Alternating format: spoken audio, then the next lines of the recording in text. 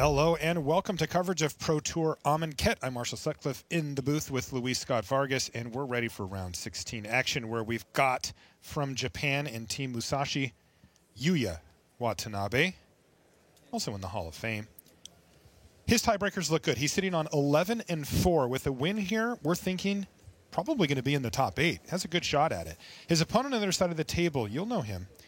That's Reed Duke from the United States. He plays for Team Puzzle Quest, and his tiebreakers are not as good. He has the same record of 11-4, but if he were to win, he is not looking as likely as a top 8, though he may still have a shot at it. And of course, you know, he only plays one way. Matchup-wise, Teamer Aetherworks Marvel versus Sultai Aetherworks Marvel. We have seen this matchup before, in fact, last round. Maybe you could recap it for us here, Luis. So both decks are decks built around acquiring energy and spending it on Aetherworks Marvel. Both decks have Ulamog, the Ceaseless Hunger, which can take advantage of that. But past that, there are a few key differences. One is that Reed Duke's Sultai Marvel deck is built to function a little bit better when it does not have Aetherworks Marvel. It has Liliana, Death's Majesty, Noxious Gearhulk, Traverse the Ulvenwald, and Ishkana. So a lot of cards that are castable and powerful but don't need Marvel to work. On the other side of things, Yuya Watanabe's got Whirler Virtuoso and Rogue Refiner, and more sources overall of energy, but a little bit more dependent on Aetherworks Marvel. Doesn't have as many powerful cards if the Marvel doesn't show up. Vessel of Nascency was the play there for Reed Duke on turn 1, and turn 2 is just land go. On the other side of the table, Yuya Watanabe kicked things off with an Attune with Ether, and then just made his land drop and passed the turn back. Here's the Vessel. Well, picking up a Servant of the Conduit is good if Reed doesn't or already has lands. If he doesn't have lands, though, he might have to pick up the Blooming Marsh.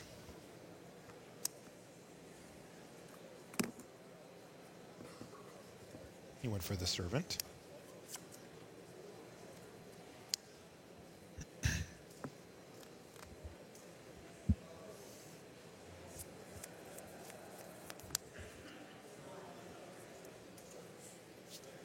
Turn 3 here for Reed Duke. And he's trying to decide how he wants to approach this turn.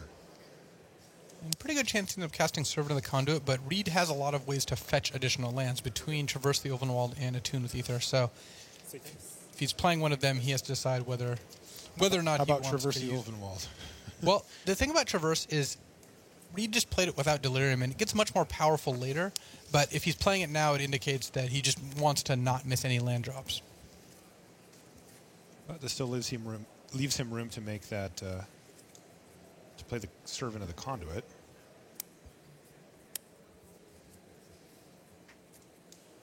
Which he's going to do. He's looking at Yuya. Does Yuya have Censor in the main deck? Because he's looking at him like, are you going to counter this? Yuya does, in fact, have Censor. Oh, there it is. Censor. Go. And very effective play there. Let Yuya interact on turn 2, though Yuya has done something which we've seen happen a few times before. Multiple copies of Ulamog in hand. That old curse, huh? Rogue Refiner now for Yuya Watanabe. He's going to bump his energy count up to 4 and draw him a card before passing the turn back to Reed Duke. Both players sitting at 20 life here in game 1.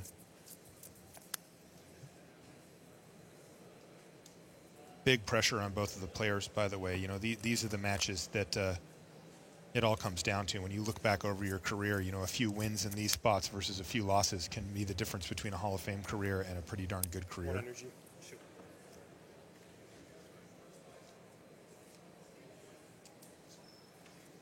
Goodness sakes, we've got a pretty quick match update here. Chris Fennell, sitting at 14-1, has already won game 1 over Ken Yukihiro from Japan.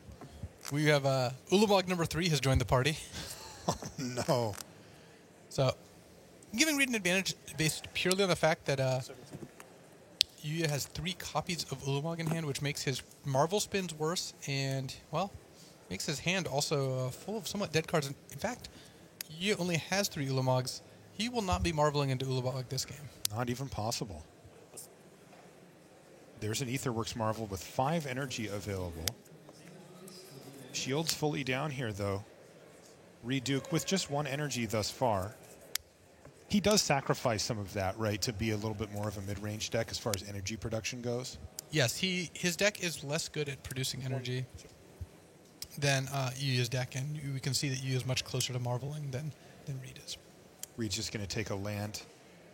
Critically, though, Ulamog's Reed going to hit the yard. has dumped Ulamog in the graveyard and has Liliana Death's Majesty in hand. So is very close to being able to use Liliana's -3 and get Ulamog back. What kind of interaction would Yuya Watanabe have for an opposing Ulamog, even one that doesn't get that cast trigger?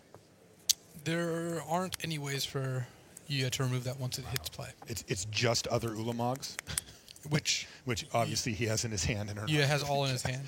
Wow. So Yuya's game plan here, he wants to use Marvel in order. He can still get value off Marvel. He can hit Torrential Gearhulk, Glimmer of Genius, Whirler Virtuoso, cards like that, is to get to the point where he can just start hard casting these Ulamogs. And that is miles away at this point. Take it. 14. Now, Reed has Liliana in hand. This is going to happen. Yuya does get the first Marvel spin here, but again, without Ulamog to hit, Yuya can hit Dissenter's Deliverance. He does have 3 copies of that to kill Reed's Marvel. He can hit a Torrential Gearhulk. If you're Reed, you don't really particularly mind any of those things, do you? No, Gearhulk flashing back nothing. Can hit a Dissenter's Deliverance. Yeah, these are Rogue Refiner, Whirler Virtuoso. These are not game enders. No, Reed will have Ulamog on the battlefield next turn if uninterrupted. And given the current situation, Censor is not going to stop him either because there's that Servant of the Conduit.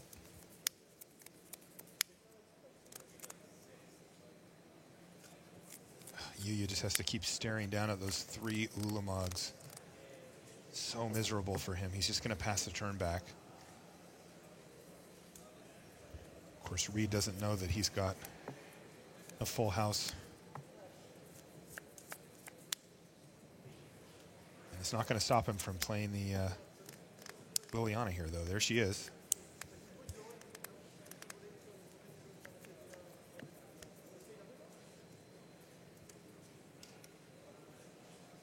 Well, Yuya's going to go ahead and spin here. Okay. This is in response to the Liliana. And that gives Reed some information because if Yuya was thought about hitting Ulamog, you would want to wait until Liliana resolved, until Ulamog came into play. So, gosh.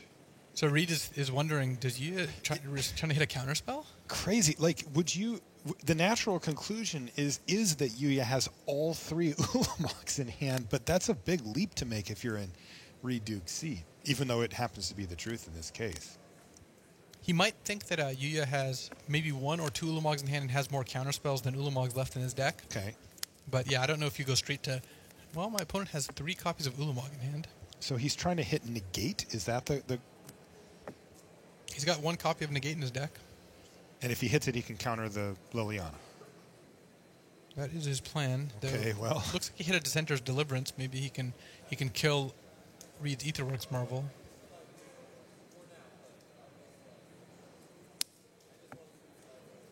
Nope, he's going to go for a Woodweaver's Puzzle Knot, of all things. Gain some life and some energy.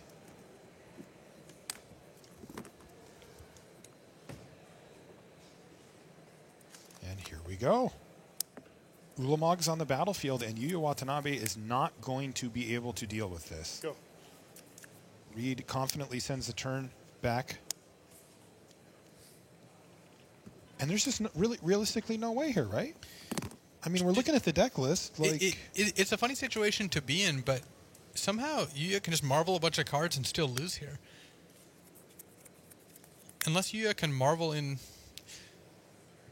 a bunch, maybe he can marvel in... Well, he can't even marvel in extra mana sources. He doesn't have Servant of the Conduit in his deck. He doesn't even play it. Right. So he's not. There's just not a whole lot that he can do that can get him closer to casting Ulamog, and he certainly can't remove the Ulamog once in play.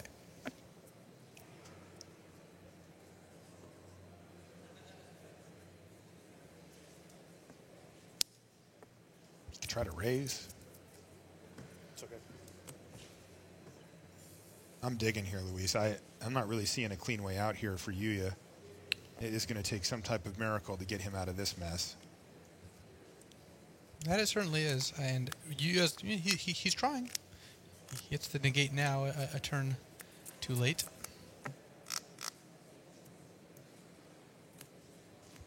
Well, one of the disadvantages of putting Ulamog in your deck and hoping it stays there is that sometimes you draw it. And in this case, you did a lot of that. Yeah, fully punished here, drawing all 3 of his copies. And Reed, not aware of that. Again, I think Reed is putting Yuya on 1 or 2 Ulamogs, but unlikely to guess that he has the full 3. And all Reed can do is, well... Hey, guess he figured it out now, because Yuya Watanabe just surveyed the board, surveyed his hand, and said, I'm done. That's game 1 going to Reed Duke, so he is 1 step closer to getting into a potential tiebreaker scrum to see who's going to get the 7th, 8th, 9th, 10th place positions at the end of the tournament, but he's still got to win another game to do so. So we've got a lot more elimination magic for you waiting, but first, these messages. Rise among the worthy next weekend. Bring your best standard deck to become the Amonkhet Game Day champion of your local game store. Top finishers are awarded full art premium promo cards and an exclusive Game Day champion playmat for the winner. Find a Game Day near you at magic.wizards.com/gameday. Looking for a challenge? Magic Online offers monthly limited and constructed events which lead to the yearly Magic Online Championship. Download Magic Online at mtgo.com and start earning the points you need to enter.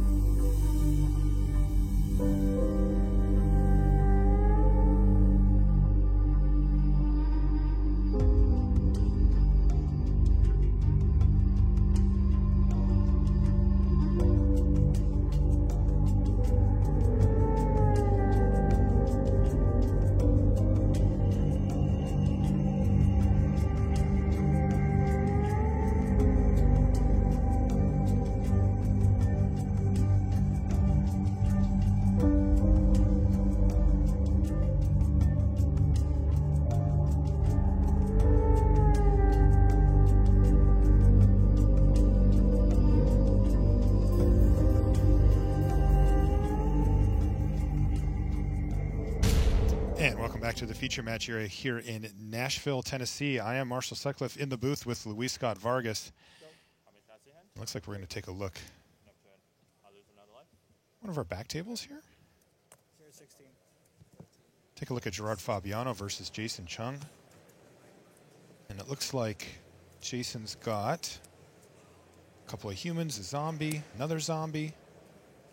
Uh-oh.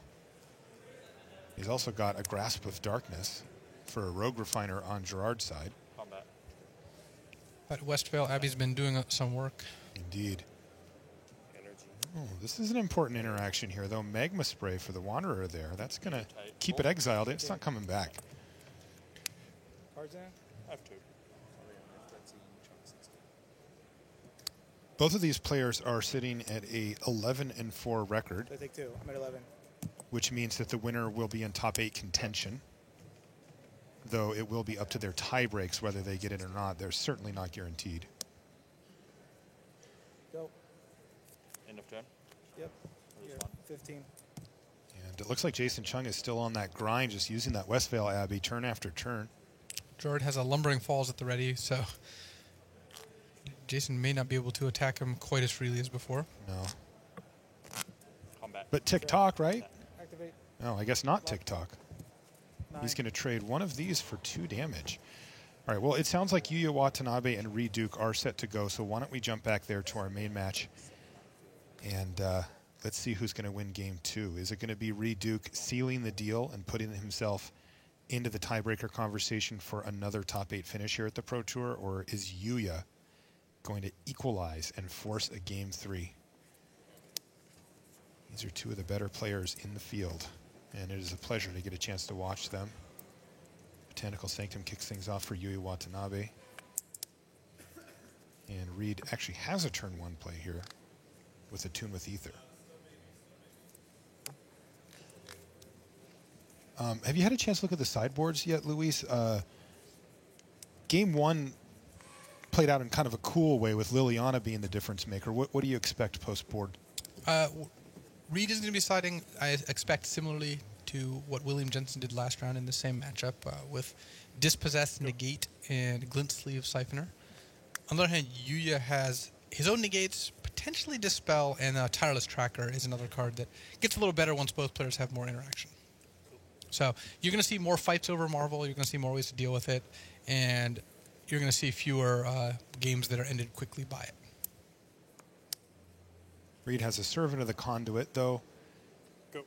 No, it resolves. Does it survive? No, it doesn't. Harness Lightning is going to bump Yuya up to 1 energy and take care of that Servant. So, relative parity here, at least in the early stages. Nothing on board.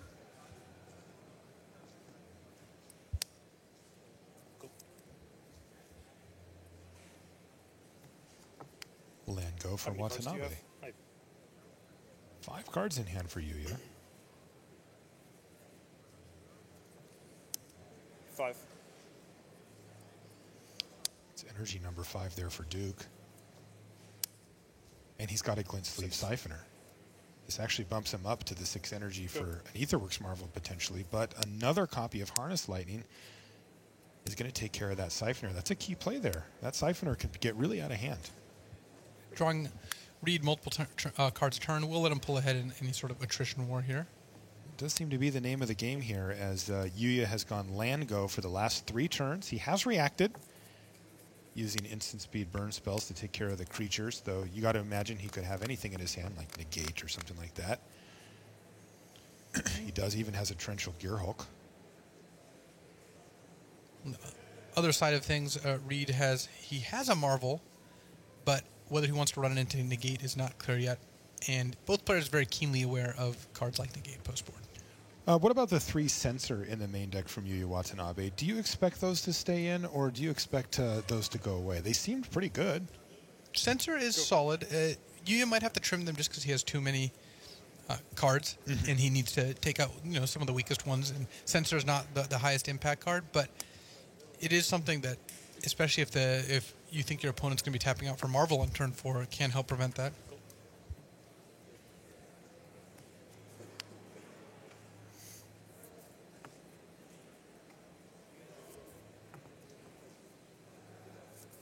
What Reed may be trying to set up here is turn 6, Marvel with Negate backup. Go. And if he does that, Yuya may not be able to stop it. They'll have a little counter fight. Yuya has a very reactive draw this time. But here's a glimmer of genius now, and Reed has to consider if he'd like to negate this. It leaves Reed open to a Marvel, but Yeah, but it's always such an interesting question because, you put yourself in a position where you don't take on the risk and you try to play it safe, but then Yuya just gets ahead of you and ahead of you and ahead of you by getting more counter spells and more card draw spells off of his Glimmer. Nothing from Yuya thus far. Does Yuya have 2 blue sources? Yeah, I suppose that Ether Hub can make blue for him. Remember, he is sitting on a Torrential Gearhulk here. And he's got some nice targets for it. Glimmer of Genius being pretty premium. Okay, Reed's going to run out that Marvel, but it is going to get met with Negate. And since Reed decided to use it on the Glimmer of Genius, that means he's not going to be able to fight back this. He's not. Though it does mean he has now instant sorcery creature artifact in his graveyard if this Marvel gets countered, and Traverse the Ulvenwald will have Delirium.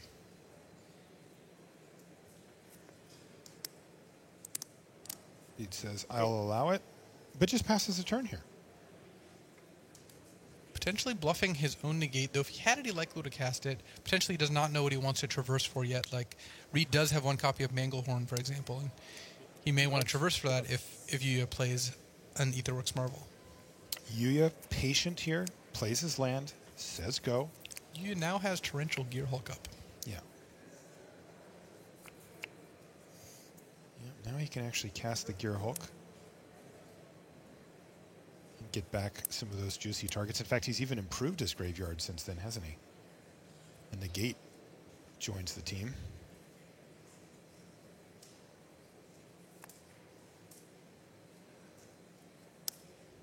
Ooh, how about a Tireless Tracker for Reed Duke right off the top? Looks quite strong here because Yuya can answer it with Harness Lightning, but Reed will still get a clue if he plays a land subsequently. Right. And once that happens, Reed's Noxious Gearhulk can come down and eat the Torrential Gearhulk. Make a clue. Land, make a clue. And Yuya does have to respect the Tireless Tracker. He also has to decide whether he wants to...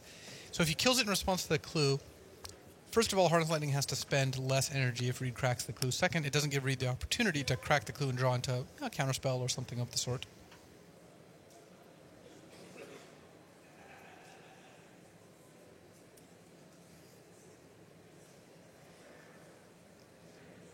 On the other hand, Yuya has the option of just casting Gearhulk and finding Glimmer and trying to hit like something like a Marvel.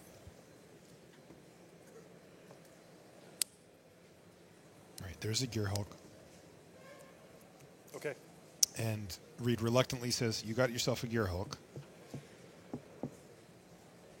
So Harness Lightning is the answer if he wants to just take care of the tracker. But if he wants to go big, he can go for the Glimmer of Genius, and that's what he's doing.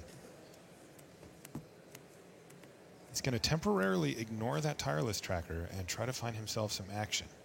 Ulamog's actually an interesting choice with the Shrine of the Forsaken Gods that Yuya has. He's 1 copy of that card. He's at 8 mana right now? He has 8 mana that he can spend towards Ulamog, which means he's fairly close to it, and this game is likely to go to the point where he can cast it. It's hard to imagine that he goes from 20 to 0 over the course of the next, 2 to 4 turns.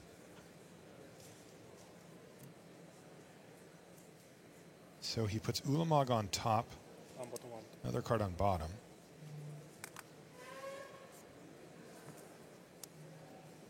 And then that clue enters the battlefield.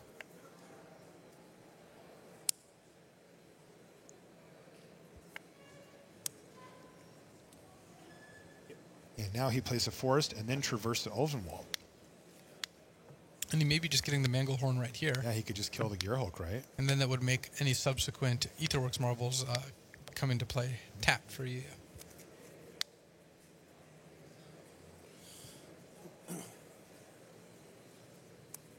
That's a lot of value for 3 mana. It's going to be hard to turn that down, but he may have another plan. Let's see what he finds.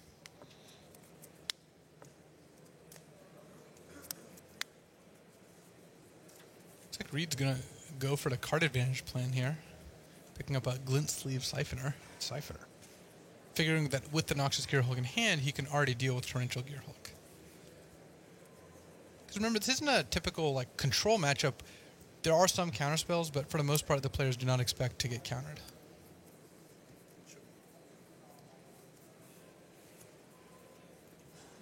Go.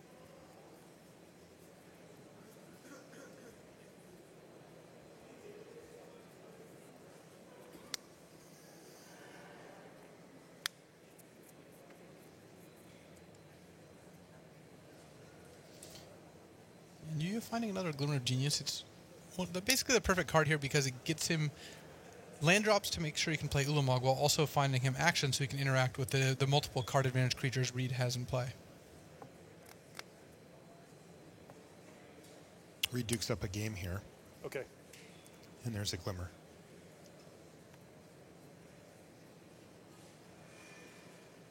You got to feel like Yuya is just pulling ahead here after resolving these multiple Glimmer of Genius.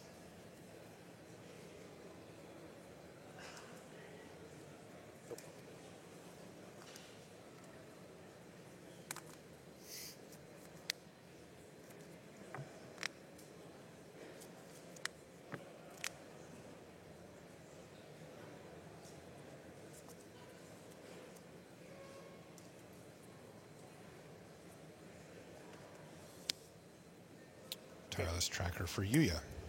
Two can play this game. And Yuya's a little bit more well-equipped to play it. He's ahead on lands and has this Ulamog in hand that he's just itching to hard cast. He's actually just one land away from doing so, which he has in hand. Oh, this one could be slipping away from Reed Duke. That's not. Upkeep. Draw an extra card. You got 19? Yes.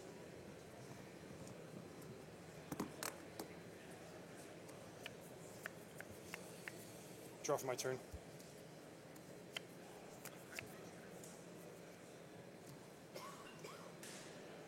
So even though Reed is very close to being ahead on board, if he casts Noxious Gearhulk, destroying Torrential Gearhulk, for example, he does start to pull ahead. The fact that Yuya can just untap, play a land, play Ulamog is going to tilt things very far in his direction. Yeah, what kind of answers does Reed even have for an Ulamog? I mean, Neither player can answer a resolved Ulamog except with a Ulamog of their own. they can only re-Ulamog. And, of course, Reed's not well equipped at that either. He's only got a couple of them. And he's less all in on the Aetherworks Marvel plan in general as well.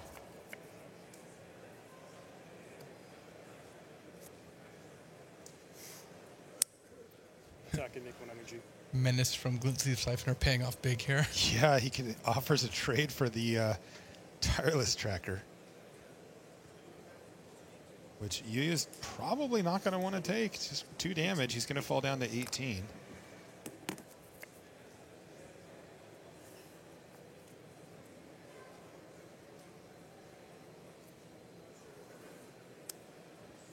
I gain 2 life. And there we go. 21. Noxious Gearhulk, though, it looks like Reed is going to prioritize the Tireless Tracker rather than the Torrential Gearhulk on the battlefield here. Fortunately for Reed, this is going to favor Yuya in a big way, because you know what time it is. It's Ulamog o'clock. Sure looks like it. With Knock, knock. He's going to come down, take down 2 key permanents here, and just present a clock that is incredibly fast and very difficult to interact with from Reed Duke's standpoint.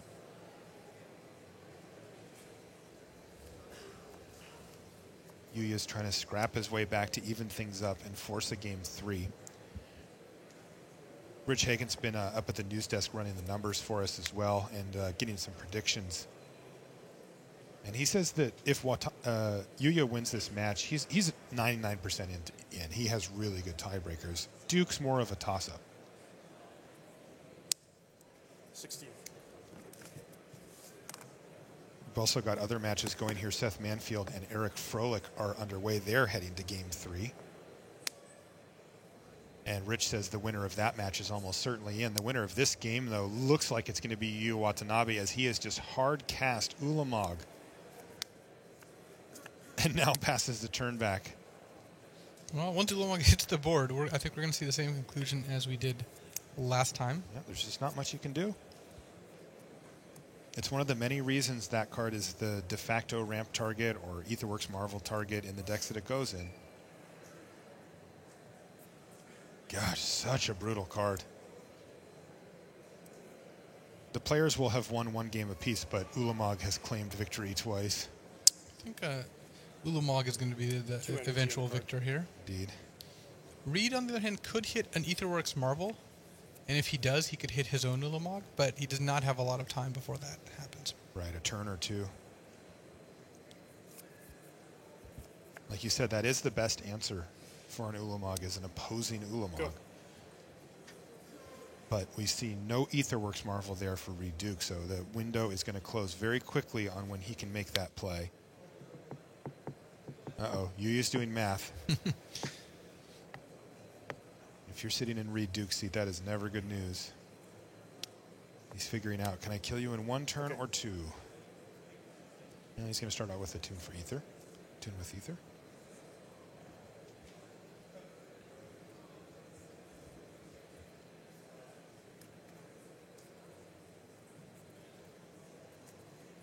So we've seen Ulamog win both games. This, assuming Yuya wins this game. This time it was Yuya Mog. Last time it was Dukamog. But In this Marvel mirror, yeah, neither player put Ulamog into play using Marvel. yeah, no. Yuya cast it He with did a it the little help old-fashioned from Shrine of the Forsaken Gods, and Reed reanimated Ulamog with Liliana Death's Majesty. So I guess you don't need the Marvel for this sequence to occur. That is funny. Not necessarily plan A, but a fine plan nonetheless.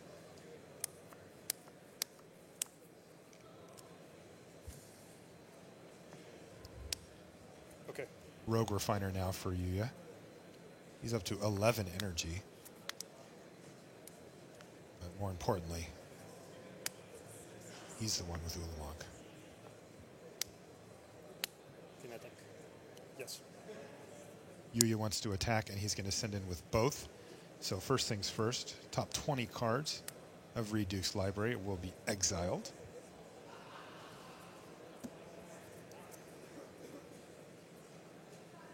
I suppose Reed's looking primarily for copies of both Ulamog and also the way to put it into play there. Uh-oh, I saw a couple of them in there at least. I think he's only got And two in Reed his only deck. has two in his deck. 16, 18. Yep. Aetherworks Marvel and Ulamog, the key permanents left Block. from Reed Duke's standpoint. He's going to block. Okay. Take 10. Take 10. 6. Ulamog also threatens your life total. Yeah, it turns out that is the case. Generally speaking, these Marvel decks are pretty good at clogging up the ground and not dying to the damage. But it doesn't usually prove to be relevant that they can withstand the charge of the 10 power from Ulamog. It's usually the library that gets them. Does Reed have any outs here? He's looking at his hand. He's trying to figure out any way, any possible direction he can go from here. There's so much on the line for these players, and he's going to scoop them up. And we're going to get a game 3. Yuya Watanabe and his copy of Ulamog get the job done in game number 2. 19. Plus 1 extra. Yeah, you have +1. Okay. All right, well, let's take a look back at that Gerard Fabiano and Jason Chung match. We've got game 2 action for you here. Jason Chung has won the first game. We got to see this for a couple of minutes earlier, and it did look like Jason was ahead in that game by a little bit. What's going on here? Looks like Gerard is doing pretty well for himself. He is down to 8, but he's got Torrential Gearhole because just resolving Glimmer and is untapping with Aetherworks Marvel and 4 energy. So That's pretty good. I have to imagine Gerard is very far ahead. Yeah, he's only facing down 4 power. 2. Oh, and there's a tune with Aether, which puts him over the line. And we're going to see an Aetherworks Marvel spin, and that might be the game-winning as well.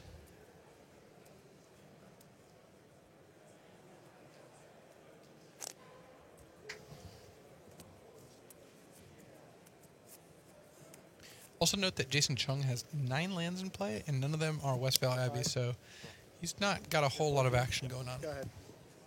And Gerard's going to be patient with his spin, perhaps dissuading Jason from an attack, but unlikely. Actually, he doesn't really have attacks at all, does he? Combat. Okay.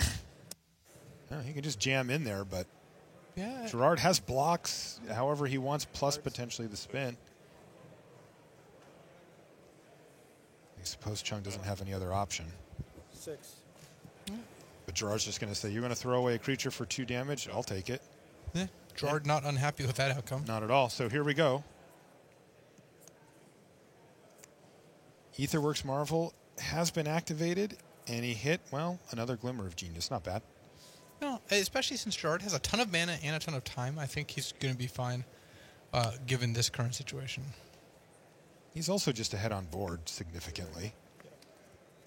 I mean, he's the one who's attacking for 5 a turn. 6. And here we go again. Takes 7. Yeah, Jason Chung is a step away from having to play game 3 here. Yeah, this one does not look good for Jason.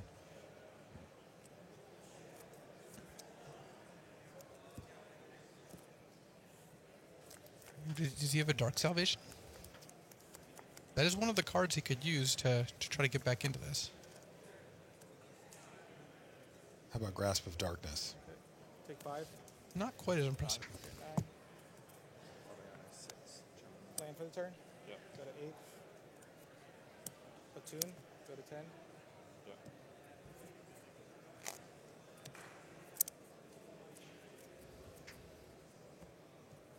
And Gerard Fabiano firing on all cylinders now. Go to 13.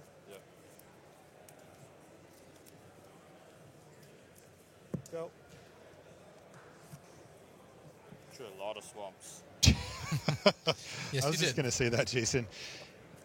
Too many swamps for Jason Chung, and that means that Gerard equalizes, and we're going to go back up to our front match here while these gentlemen get ready for their game 3. You can see all of our matches still going.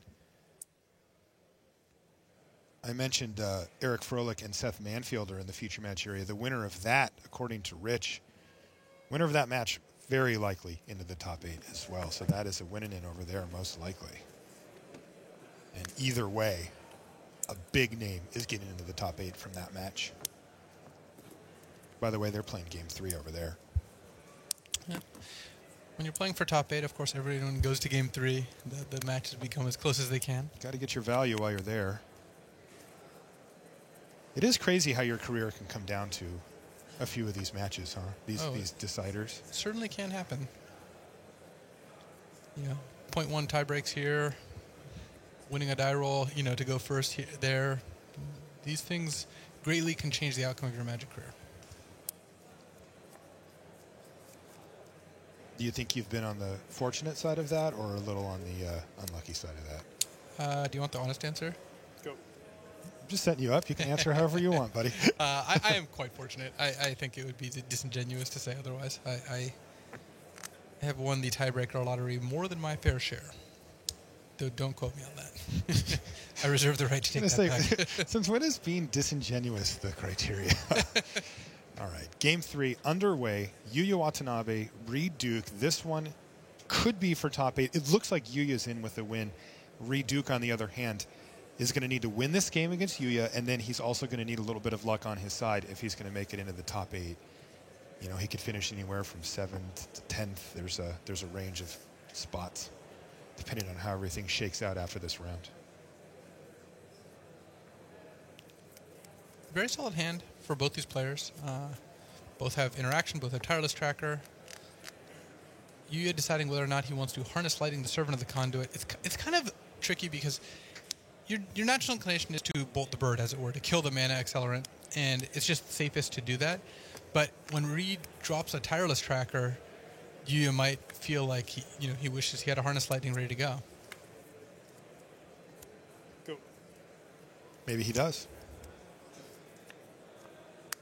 Nope. Sure doesn't. So, He does have his own copy of Tireless Tracker. Could just play that. All right, well, we've got a Tireless Tracker fight, and I like being in Reed Duke's seat if that's the case. He gets to be the one to react to the other Tireless Tracker. He gets to be the first one to make a clue. This is an advantageous position for Reed Duke. What is he going to play for 4 here? he's gonna Etherworks play Marvel the while card. the shields are down. And look at this. Yuya's going to trade. He can't be happy to make that trade, but it feels like he must. Oh, that was a good sequence for Reed here. No kidding.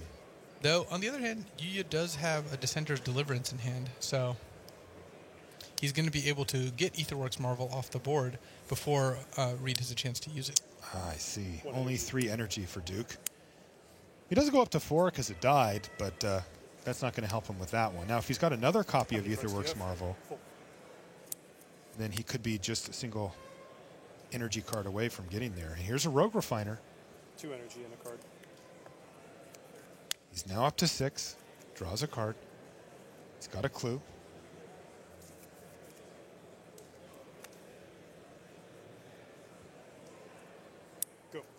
Land go. Sequence.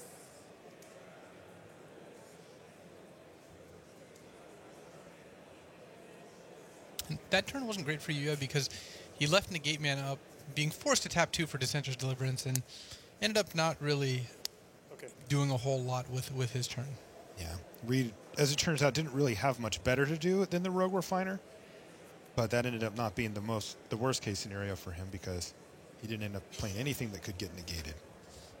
Reed has 2 reactive cards in hand, Manglehorn and Noxious Gearhulk, and Yuya's ways away from playing a card Reed can use those on, so it's really going to come up to what Reed can find with this clue here, because it's not great for him to just run out those creatures without getting any value. Even the Gearhulk? He might want to, just because he's not doing anything otherwise, but it's so much less appealing than playing almost anything else out. Right, then using it to kill just something on the other side. He actually did draw an untapped land, so Reed is facing that decision. Does he want to do nothing for the turn, or does he want to run out Noxious Gearhulk and put a clock on the battlefield? Yeah, his consolation prize is to cast Servant of the Conduit, but again, that's just not that impactful of a play. Oh, sure. Well, that is better than nothing, though, isn't it? Manglehorn beatdown? It's okay. He's just going to use up his mana the good old-fashioned way, play a couple of 2/2s, play a tap land, and pass the turn back. I really thought he would hang on to that Manglehorn, but Reed has shown, no, I'm willing to beat down here, and he's got a nice little board presence. Yeah, he's got 7 points on the board.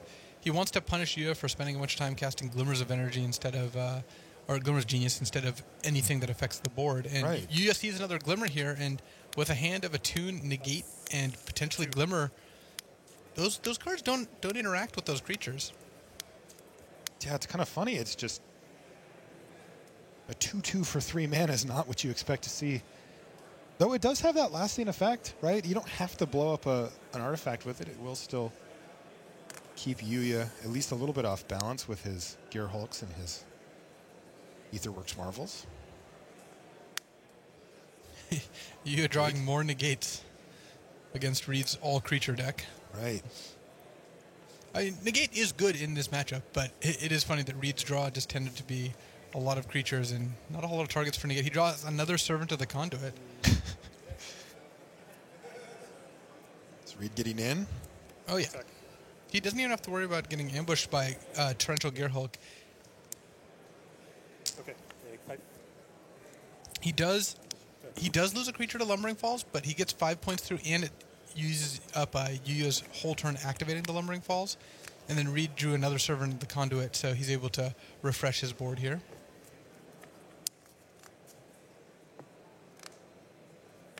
Yuya's down to 12. In an unlikely damage scenario here from Reed Duke, but he's doing it. By the way, I do have a update from one of our back tables. Ken Yukihiro has defeated Chris Fennell 2-1. That's Team Musashi again, by the way. And you know what? That's going to put Ken into the top 8. His breakers look fantastic. And in fact, I shouldn't even say that. He was 12-3, so he's just into the top 8. He's so a lot. congratulations to Ken Yukihiro. And that is bad news for players on 4 losses. They're hoping that Chris, who's already a lock no matter what, beats Ken and hopefully knocks Ken out. Though it would have been unlikely given that Ken would be playing against the number 1 seed to begin with. Right. Critical draw from Yuya. Harness Lightning means that he can take out Rogue Refiner, slow down the beats, and still cast the second Glimmer of Genius here and get to the point where he actually starts pulling ahead. Once again, Reed is going to trade off some board position Okay. for a bunch of mana from Yuya Watanabe, forcing him to tap his mana and knocking him down to 7. So Yuya's playing this Gearhulk? conservatively. He could have cast Harness Lightning on the Rogue Refiner to take 3 less damage, but he would rather leave mana up for Negate and play around Reed having an Aetherworks Marvel. The question is, do you cast Harness Lightning on a turn? I suppose the answer is no. It looked like he kind of considered it. Another negate off the top for Yuya. Reed But just this- needs to draw all creatures. I was going to say that this creature plan, though, does not get the job done, does it? Like, if he does that same plan again this turn, he gets him down to 4, but then it's Lumbering Falls versus the Rogue Refiner, and Yuya can finally just trade off. At this point, Reed also might be inclined to just attack with the Rogue Refiner. Definitely. Unless he has even more creatures in hand that he can just keep running out. It's hard to just keep fueling this. You know, his deck's really not designed to do this. It's not, and especially post-board, he might have taken out some copies of Ishkanah, for example, and the Ishkanah would be fantastic right here.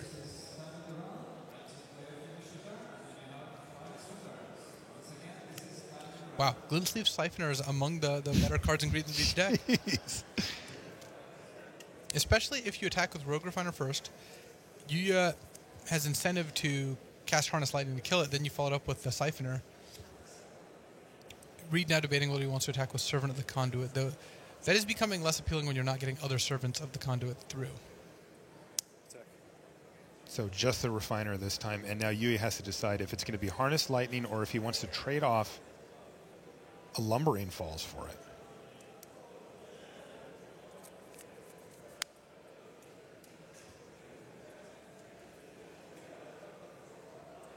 Glimmer of Genius first. Yu wants to know if he needs to cast multiple negates. He also wants to just see what he's drawing into to decide whether he wants to use Harness Lightning here. Well, he has limited himself now, right? He can no longer fire up the falls. So it's just a question of Harness Lightning or no. And it's yes, which Reed is going to be quite happy to see that, I think. Glintsleeve Siphoner.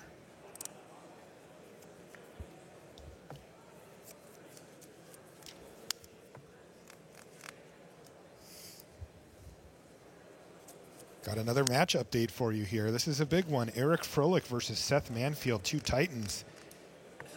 Eric Froelich from Team Channel Fireball Ice emerges victorious, and Rich running the numbers on that.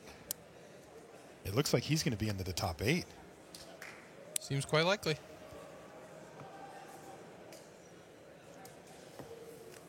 This is Eric Froelich's 5th Pro Tour top 8? Yep, number 5.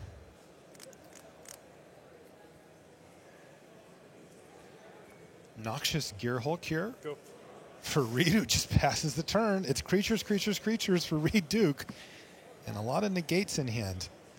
He's got 3 copies of negate. So Yu has a Harness Lightning, but he's got 2 creatures he wants to kill with it. The Glintsleeve Siphoner and the Noxious Gearhulk. You may have to kill the Siphoner before it draws too many cards, but that's just putting a huge risk. He's actually potentially dead to this Gearhulk in just a few turns. It'll highly depend on his next couple draw steps. He can double block Gearhulk with Rogue Refiner and Lumbering Falls, but that does tap him out and leave him vulnerable to what Reed can have. In a case of very funny timing, you just drew Kozilek's Return, which would have been great a few turns prior. When Reed was attacking with all these 2/2s, but Reed actually has wisely traded all of them off and gotten himself into a position where Kozilek's Return is no longer a big deal. On the other hand, you know what is a big deal? Aetherworks Marvel with 13 energy for Yuya Watanabe, and this one's starting to slip away from Reed Duke. Now, a lot is going to be riding on these activations of the Aetherworks Marvel. All right. Here we go. This is the wheel first spin one. to end all wheel spins. This is it.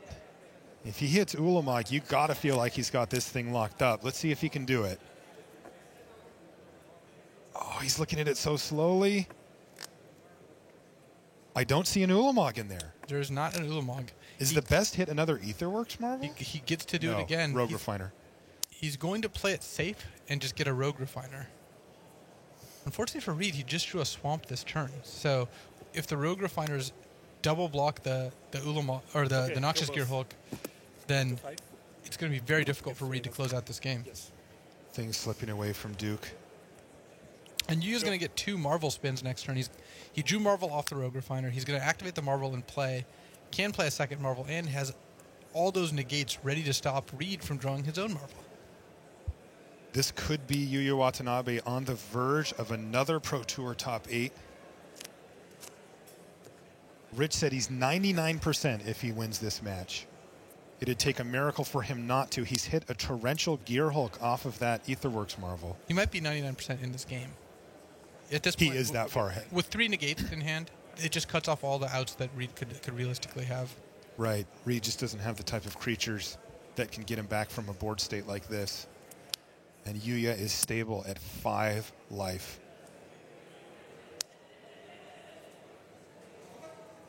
Yuya Watanabe from Team Musashi on the verge of another top 8. He's going to join his teammate Ken Yukihiro.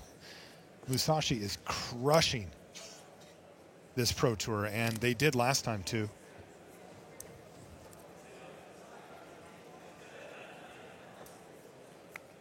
Go.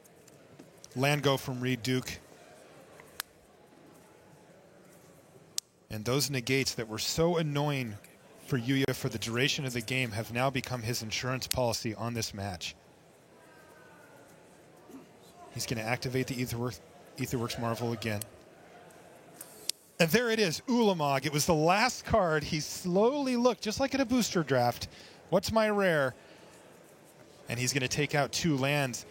And while you might think, well, that's not so great, that's because there's no other targets for Yuya Watanabe. Yuya just running up the score with the Ulamog. Didn't need to hit Ulamog specifically, but that is the card that will close out the game as fast as possible. We are likely one draw step away from Yuya Watanabe putting himself almost surely into the top 8.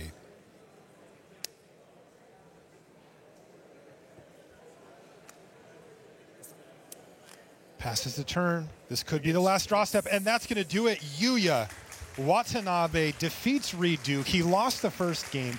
He scrapped back to force a third game, and he got the job done. And that's about as much emotion as you get out of Yuya, but I can tell you he is elated to pick up that win. 4-5, I think. All right, that leaves one more match going in the feature match here. Remember, Ken Yukihiro already won his match against Chris Fennell, and Eric Froelich won his match against Seth Manfield. 4-5. So I'll go to 8 and then 3. That leaves us with Jason Chung and Gerard Fabiano. Okay. Now, these are the lower end of the tiebreakers for these two gentlemen. How big? And they're going to need, the winner of this match is still going to need a lot of help to get into the top 8. Level? Sure. 4. So I'm at 17. Done? How many cards do you hand? Just 3. Go. How does the board look to you here? I see Aetherworks Marvel with 4 energy and a Gear Hulk versus Lord of the Accursed and a zombie, but there's 2 Liliana's Mastery. Looks like Gerard has a bit of an edge here because he's got a Marvel activation coming, And he's at 17. and he's got enough life that he's not currently going to die to the forces in play. And they are mighty. On the other hand, I see a Lost Legacy peeking out of Jason Chung's graveyard. It's possible there are no Ulamogs left in Gerard's deck. Ooh, that could change the way this game plays out. Okay. Your turn. But I still like Gerard's side of things, given that he's got Gear Hulk holding things back and Marvel in play and being used. Still, it is precarious. Remember, the Lord of the Accursed can give Menace. Relentless Dead already has Menace. And they're getting +3/+3, these other zombies here. That's a 5/5 Relentless Dead with Menace.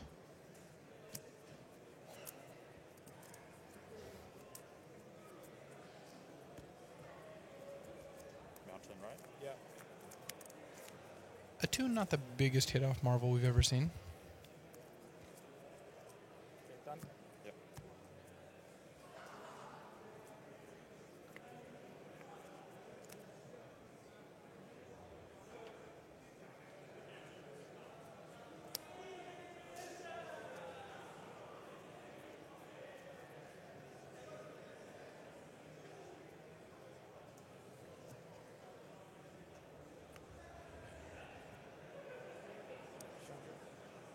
Here's Chandra, Torch of Defiance now for Fabiano.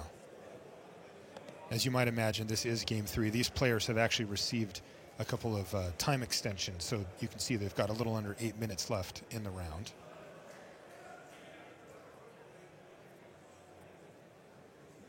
It's only right.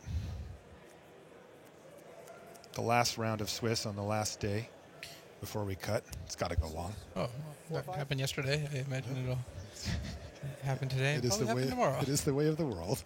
Though Gerard seems to have an Ulamog in hand. He does. Go ahead. How many cards do you hand? 3. Sounds like Jason missed an Ulamog with Lost Legacy. And that might have been one of the judge rulings that granted them this extension.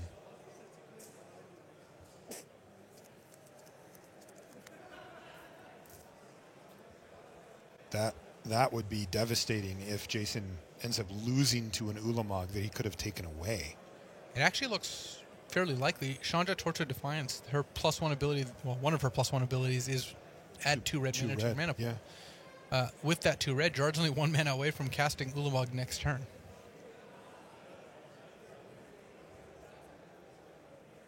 And sitting at 17 life with a nice board state, it's going to be tough for Jason Chung to get in for damage. Uh-oh, what does he have here? Dark Salvation, maybe? Yeah, that's what it is. You get 2 guys. You get 2, and I'm going to try to kill your Rogue Refiner. Making 2 4/4s for 5 mana and giving a creature -4/-4 is a pretty good deal. It's pretty good. Chandra. Okay, he's on 1.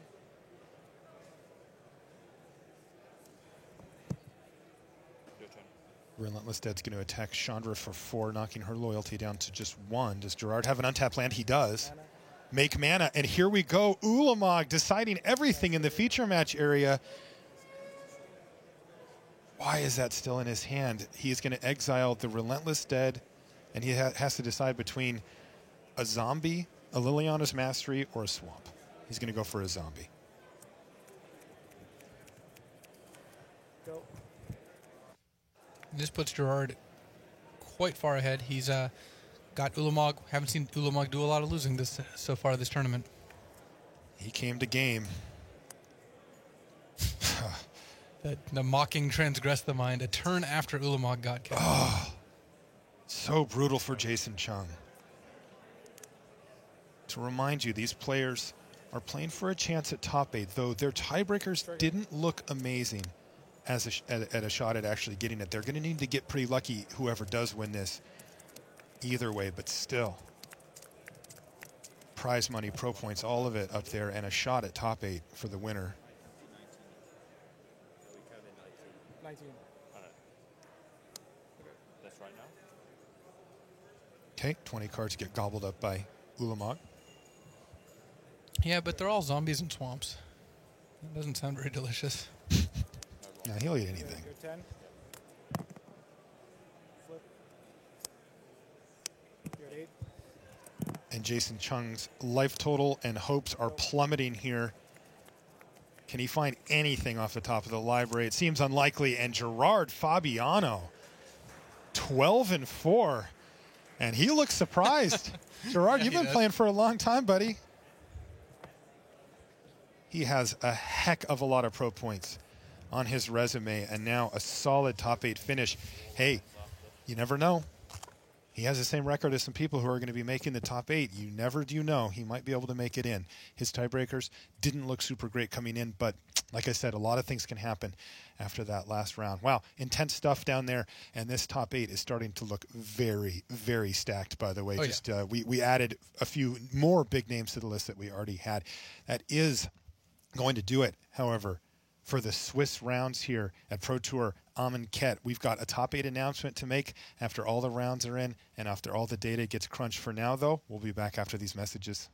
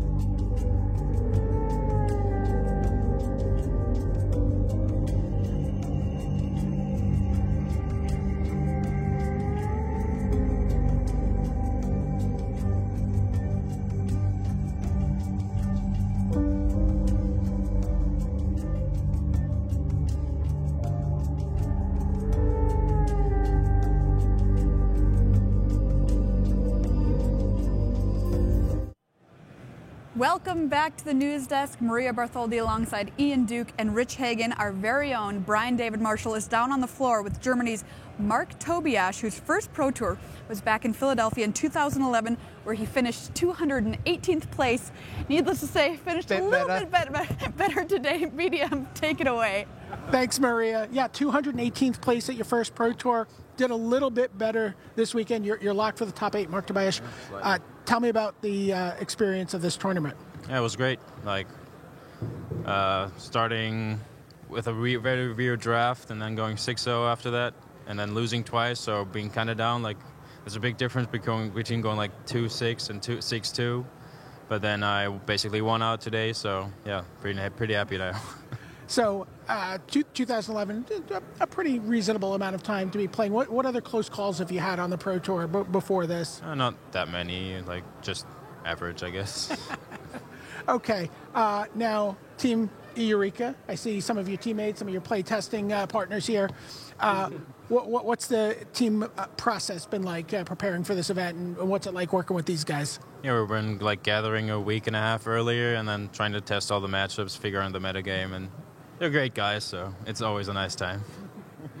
Okay, so how does this, you start thinking about World Magic Cup? You had a heartbreaker at the World Magic Cup this year, yeah, the German team. That was tough. We played against Italy twice, and there was some double elimination.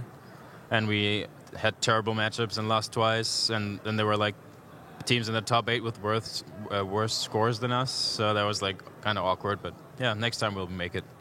And next time you may well be the captain. Do you start thinking about that a little bit now? That guy might still have something to say, but we'll see. All right. Congratulations on your first Pro Tour top 8, and good luck tomorrow, and good games. Thank you. Thank you, BDM. All right, Rich, time to talk some numbers here. Big question for me.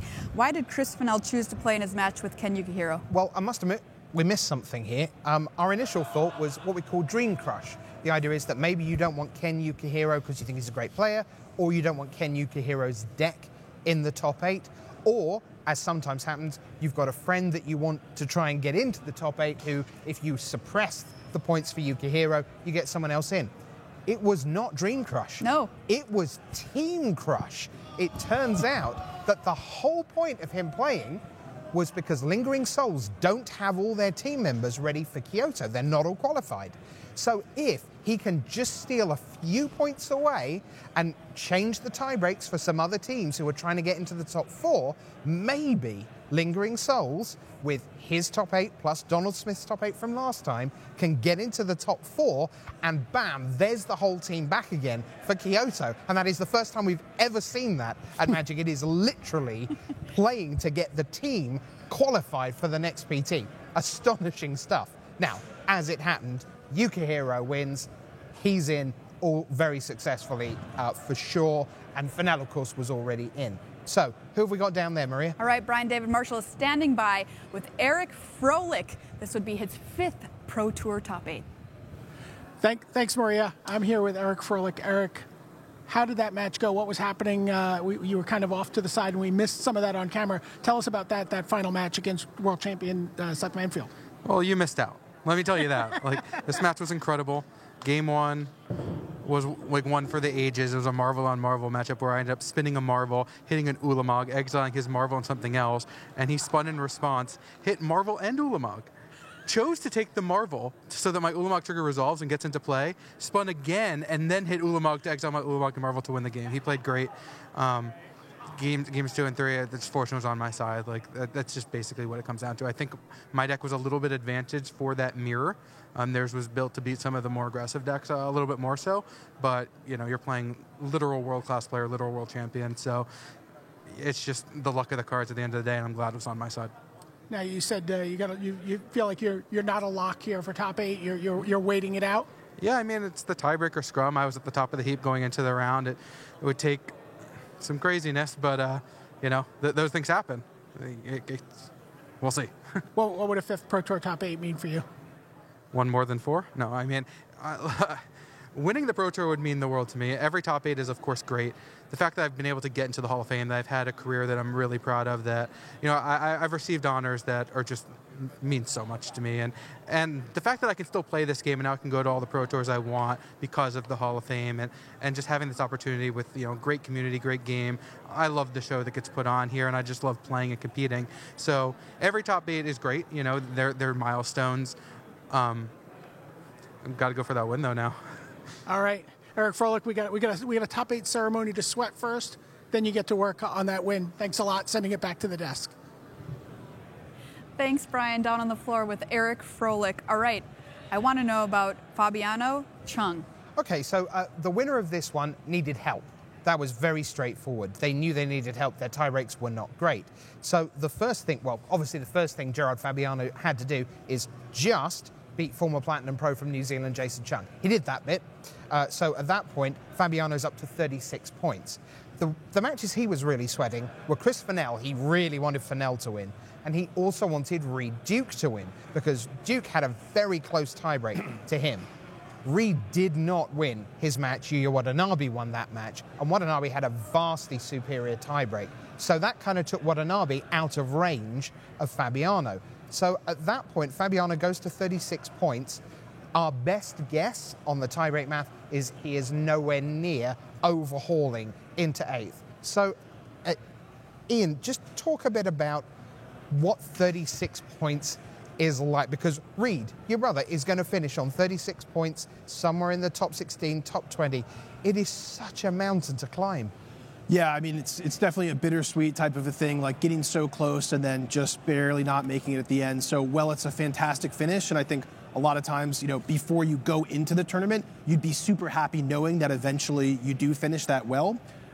Just kind of the path that it takes to get there feels really bad toward the end. Has your brother ever talked to you about what that moment feels like in these final few rounds? You can kind of just see it on his face sometimes.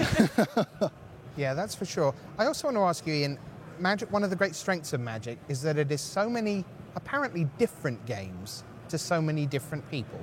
It is fun on a rainy Tuesday afternoon in the privacy of your own home, where you just get to play with snakes and zombies and elves and goblins and have a fun time. It's round 3 of your first Friday Night Magic, but it's also the absolute culmination of everything that you as an adult human being have decided is going to define you. And that's what happened with Christian Calcano. How humbling is it as a maker of the game to be putting something in just this pretty little pack of cards that is literally life-changing for so many people? It's amazing. It's the kind of thing, like, it's just so overwhelming that you can't be constantly aware of it, and yet every time I come to the Pro Tour like this, it's just a huge reminder about just how powerful the game is and how much it means to so many people. I mean, it was, just so heartwarming watching Calcano, battle his way to the end and then finally, succeed there. I've been playing alongside him, since I was a PTQ grinder back in, the mid-2000s. We may have gone to a Pro Tour or two together along the way. And it's just, awesome to see him, finally close in and make that first top 8. Just great. Yeah. I asked him at the desk this morning, I was like, did you really have 6 Slither Blades in your draft deck the other day? And he said, yeah, I did. I said, oh, did you find any Hone Kopeshes? No, I wasn't able to. And then he launched into the story of his draft with me. You can just tell he loves this game. Yeah, he really does. I mean, he's 24/7. He's on the game. If he's not on the way to a tournament, he's on the way back from one. He's thinking about the next one. He's waiting to get on Magic Online. And, it is a game. Yes, there's luck, because if you look at the top 6 cards and you don't find what you want, sometimes it's not enough. Of course that's true. But it's also true that this is a game that rewards perseverance and it rewards success. Success is what's coming the way of these 8 people behind us who are about to be introduced to you in our top 8 announcement.